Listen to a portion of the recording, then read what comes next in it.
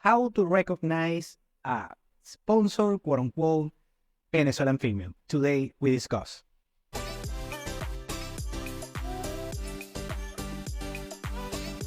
Welcome to Venezuela Insider, the only place in Venezuela for expats, digital nomads, entrepreneurs, investors, travelers, and related internationals. For more information, venezuelainsider.com. So today we are going to discuss how to recognize a sponsor Venezuelan female. And I made a piece of content recently talking about the situation right now. It's a discussion, overtone window that has opened regarding the discussion about Venezuelan sex workers and all kinds, because due to a viral video that I shared a piece here on my content regarding a Venezuelan female that was criticizing the amounts of Venezuelan sex workers, of presumably sex workers in Venezuela, that this particular piece of content is about Caracas, but that applies to the rest of the country on a lesser degree. And on this particular piece of content, the one that got viral, for this particular girl, many people reacted, and created their own version of this particular content, talking about, of course, the situation that is very concerning regarding the amounts of Venezuelan females inquiring in this particular industry. Let's call it like it is. So the overtone window has opened, and there are tons of content, within Venezuela, in Instagram, TikTok, and Twitter, and that kind of stuff, talking about the situation. And I'm not going to discuss if it's either good or bad, but there are concerning trends. For instance, I watch some of these reactions, and one of those is, and I was not aware of this, that many adolescents, female adolescents, are cherishing this particular lifestyle. So basically, I'm talking women underage that already thinking that when they turn 18 years old, the age of consent, they are gonna pursue this particular, let's say, industry, and that is concerning, actually, and something I don't want to, of course. I'm not criticizing the women who engage in this particular industry. And when I talk about the industry, I can go for, of course, I have to mention the traditional escort, but also women, they are sponsored sugar babies. They also, of course, women that have multiple sugar babies, they straight up charge for their services, or they create spicy content, that kind of stuff. And it's, of course, a concerning trend. Everyone has the right to do with their life everything that they want to do. However, they are setting a bad example for the youth of the country. That's something that, as a Venezuelan, I am concerned as well. Very good. But today, I'm gonna, let's say, explain the things that you have to be aware in case you want to recognize one of them. And if you are not looking for these particular, workers, you have to recognize them just from the pinpoint. Now, these signs are going to be tricky because some physical signs are both from workers, but also for women that hardworking women, could be also college graduates and that kind of stuff, but they like the look of a worker here because it's kind of cool right now, especially on the younger ones. And also, when I mention sponsor, it can also include, let's say, a young female that is dating, let's say, a little bit older men, or women from a lower socioeconomic class dating a man with a big spread on socioeconomic class, that they are just dating. They are not workers, just dating. But of course, you can tell the spread of socioeconomic classes. So basically, these women are not engaged on those particular industries, but they have a similar lifestyle. Of course, regarding their consumer behavior, but not with their activities, if you know what I mean. First, let's talk about their physical appearance. this is something is kind of a cliche, but let's start pointing it out, is that usually workers here, I mean, not all of them, and not all of the women that has this particular look, they are workers, be anything else, but it's a cool look here in the country. Anyways, they have first a very sleek, dark, shiny hair. It's very long. Usually, it's very, it looks something like the character of Mulan. Yeah, something like that. It looks, but not Japanese or anything like that. Mulan is Japanese. I don't remember what. And watch Mulan, by the way. But anyways, so it's kind of a nation hair look, something of that nature. Very long, sleek hair that is usually very shiny. And in order to get this particular look, and unless you have a natural hair that looks like that, most likely won't be the case. It takes a particular special kind of painting dye for the hair. I'm not a, I mean, I don't work, I'm not a hairdresser or anything like that. It requires a special treatment also for the hair in order to be very smooth, very silky, very sleek, and it has a very, particular look. So taking care of this particular hair costs, like everything else in life, costs time, money, and energy. And usually the sponsor ones, the sponsor females, they have someone else on the back in order to pay for such hair. The number two is the nails.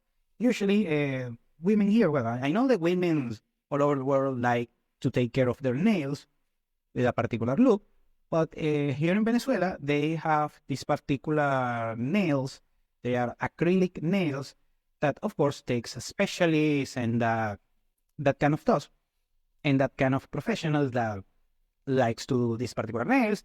And it's not as expensive, but it takes a lot of maintenance. So it's a liability for a woman in order to have this particular nail. So it requires a lot of money. Some of them, usually, let's say the less wealthy ones, they do it on themselves. I mean, on their houses, very, artisanal way to do it. But the good quality nails usually are done by professionals, and it's a recurring expense, and that takes money. So usually that money, yet again, comes from the sponsor. Number three is the dress, how they dress.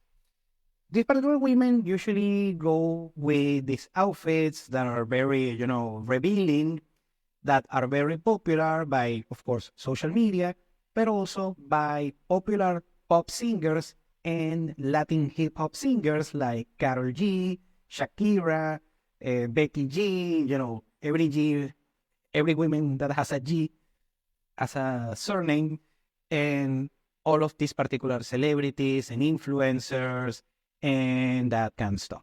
So these particular women, that they have these particular outfits and attires that they're not necessarily expensive, but usually you have to pay for a bunch of them in order to have this certain look on consistent basis. And this particular look, I'm going to put it here, Karol G, Shakira, that kind of stuff, and influencers all over the world. They have this particular very revealing, very sexy, if you want to call it, way that they dress. And yeah, that's one of the short tail signs.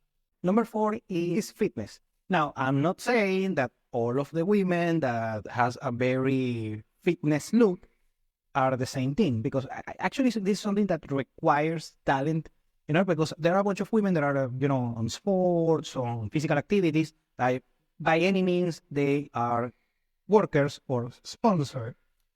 But it's kind of a blend between everything that I mentioned before and kind of a fitness look. Also, there are a bunch of, and you're not going to believe this, there are a bunch of overweight sponsored women here that what happens is that the typical Latino look, sexy Latino look, usually is more, broader hips, large, bottoms and thicker legs, that kind of stuff. It's not the typical Eastern European, very slim, sleek model that is tall and very skinny. That look is not that popular in Latin America, especially in Venezuela. Usually they like to know more voluptuous women here. That's kind of a theme here. But of course, there are also skinny women there that are on the particular, they are sponsored.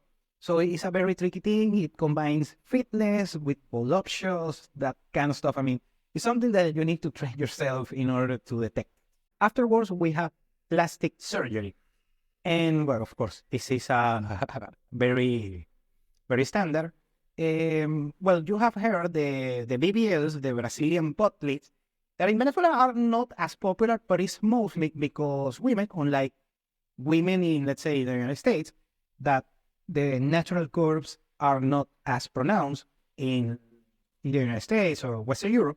Here in Latin America, women have larger hips and waist and that kind of stuff. So usually when they get a little bit, get a little bit of weight, they look this typical hourglass shape, and usually just need to work on a little bit things instead of just straight up going with the BBL. Also, breast implants are very popular in Venezuela. They used to be more popular like a decade ago, but they are not as popular, but still popular among the sponsored women. Also, bottom, rear end implants are very popular here in the country. I particularly don't like those, but I mean, if you're watching, you're a female, you want to do it, you do you. And also the nose job. Yeah, lately that's very important because many women here are either have a particular nose that is very, let's say, aboriginal, and also women that are from Middle East or Eastern Europe, and we also have a bunch of those that they have a very particular pointy nose that they like to get it a little bit more delicate, and a bunch of nose jobs, and of course other surgeries that could be involved that are not important, but the big ones are the breast, the bottom, and the nose surgery. Then we have to talk about travel. And yeah, a lot of women actually gonna get pissed off because of this, but actually travel, especially luxury travel, is gonna be related to being sponsored. And of course, a woman can travel with her husband, that kind of stuff. That also happens, but also means that one way or another, they are sponsored. And first, let's talk about the domestic locations. Luxury ones are Los Roques and Canaima. Those are very expensive locations here for the average Venezuelan. And 90% of women that go to Los Roques and Caracas are being sponsored. The trip is being paid by someone else. Usually, I mean, could be also her father, if the father is, financially successful. But in most cases, it will be a significant one. And what happens is that basically, I talk about the salaries. Over 90% of Venezuelans cannot afford that. And the other 10% is not like they are successful entrepreneurs and that kind of stuff. If you're Venezuelan watching this, you know what I mean. Anyway, and what happens is that, of course, if you see a young female on these particular locations, especially the luxury ones, and you see them, you know straight up that you cannot cover those expenses being a 20-something-year-old here in the country, regardless if you're female or not. And in other places in the world, it's kind of a 50-50 shot because in Western Europe or United States, you have the opportunity working you are in your early 20s with a job, you can maybe attempt to afford those particular trips. And also you have the opportunity of using credit. But in Venezuela, it's not the case. The salaries are very, very, very, very, very low. You cannot afford this with a salary. And also there is no credit. So in order to pay that, 90% of cases, most likely, is being sponsored by a man. Now let's talk about the international travel. If you see women, I'm going to put a separate case for women in Miami or Madrid, because since there are a bunch of Venezuelans over there, and also Venezuelans like to travel to those places, could be that if you see a woman in Miami or Madrid, she's traveling, with family and friends. Maybe she saved up a little bit in order to pay the trip, and she's staying on a friend's home, something like that. That can happen on those particular locations and a handful of other ones like Chile. Very good. Afterwards, if you see a woman, let's say in Mykonos, Greece, if you see a woman in Dubai, it's a sure thing, she's being sponsored. Qatar, very fancy places. Other one, Paris, is a 50-50 shot. I would say an 80-20 shot. And something like Japan or Thailand or a place like that, that's sponsored. And also lately in places like Mexico, also a 50, like a 70-30 shot.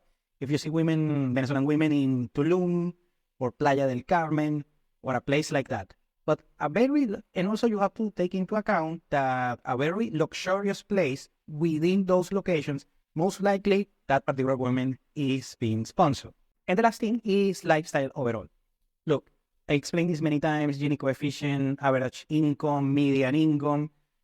The economics, I covered this a bunch of times here on the platform.